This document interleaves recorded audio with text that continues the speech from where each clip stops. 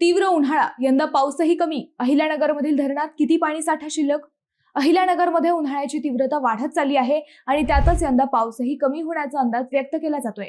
अशा परिस्थितीत सर्वात मोठा प्रश्न आहे की आपल्या धरणांमध्ये सध्या पाणी साठा किती शिल्लक आहे.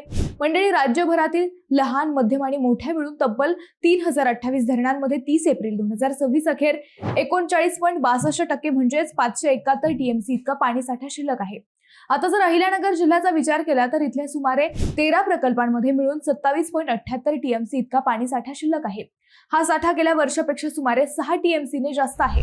भंडारदरा धरणात सध्या 45%, निळवंडे धरणात जवळपास 56%, मुळा धरणात 52%, आढळा धरणात 57%, सीना प्रकल्पात 50%, तर घोड धरणात 32% पाणी साठा शिल्लक आहे.